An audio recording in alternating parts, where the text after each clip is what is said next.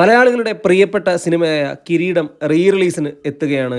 ചിത്രത്തിൻ്റെ 4K ക്വാളിറ്റിയുള്ള ട്രെയിലറൊക്കെ കഴിഞ്ഞ ദിവസങ്ങളിൽ റിലീസിനെത്തിയിരുന്നു. 1989 റിലീസ് ചെയ്ത കിരീടം മലയാളികളുടെ ഏറ്റവും പ്രിയപ്പെട്ട സിനിമയാണ്. മോഹൻലാലിന് ആദ്യമായി ദേശീയ പുരസ്കാരം നേടിക്കൊടുത്ത ചിത്രത്തിൽ പാർവതിയായിരുന്നു നായികയായി എത്തിയത്.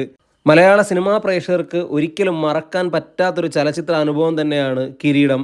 ലോഹിതദാസിൻ്റെ തിരക്കഥയിൽ സിബി മലയിൽ സംവിധാനം ചെയ്ത ചിത്രം മോഹൻലാലിൻ്റെയും തിലകൻ്റെയും പാർവതിയുടെയും ഒക്കെ ഗംഭീര പ്രകടനമുള്ള സിനിമ.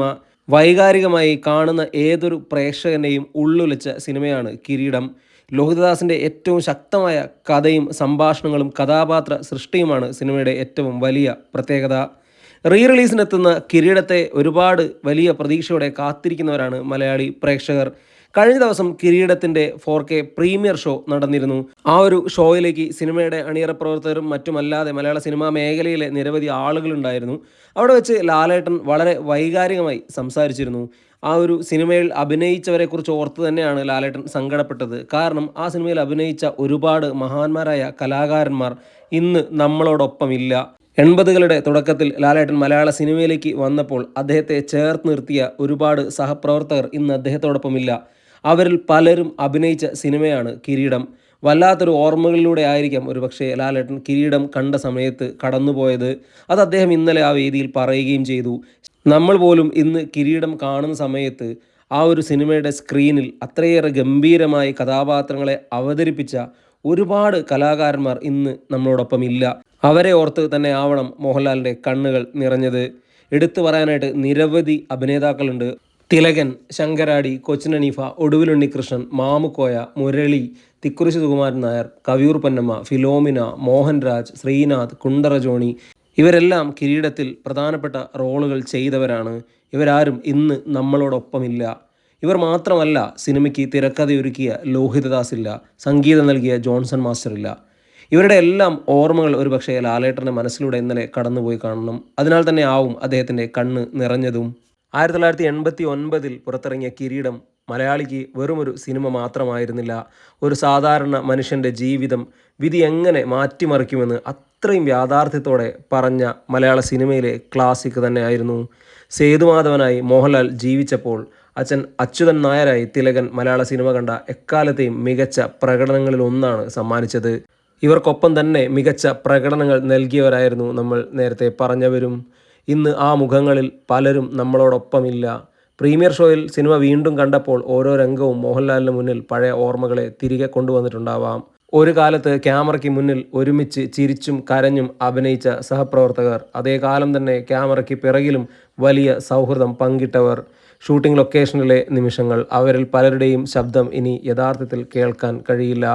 പക്ഷേ കിരീടം എന്ന സിനിമയിലൂടെ അവർ ഇന്നും ജീവിക്കുന്നു എന്നത് തന്നെയാണ് വലിയ ഒരു കാര്യം. കലാകാരന്മാർ ഇല്ലാതായാലും അവർ സൃഷ്ടിച്ച കഥാപാത്രങ്ങളും കഥകളുമെല്ലാം എല്ലാ കാലവും നിലനിൽക്കും. അവ ഒരിക്കലും മരിക്കില്ല.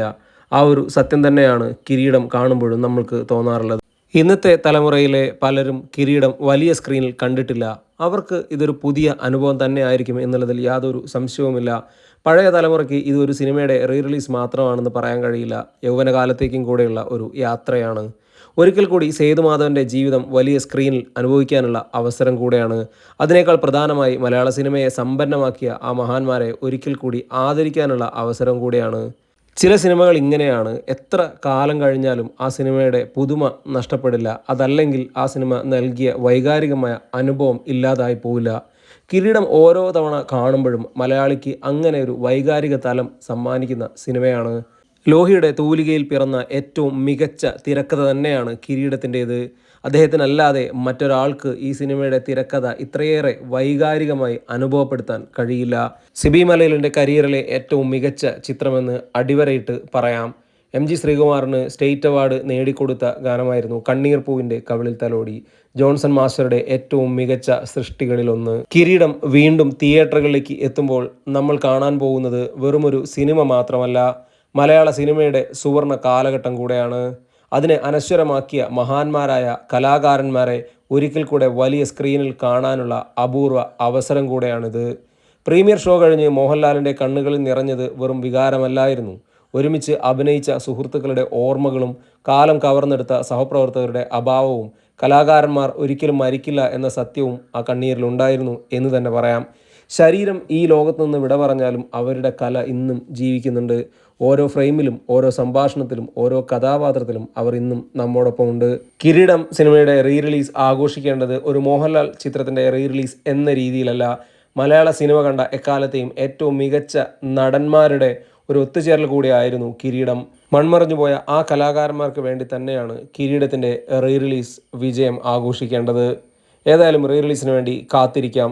മലയാളം കണ്ട എക്കാലത്തെയും ഏറ്റവും മികച്ച ക്ലാസിക്കുകളിലൊന്ന് വീണ്ടും ഒരിക്കൽ കൂടെ തിയേറ്ററിൽ വിജയമായി മാറട്ടെ.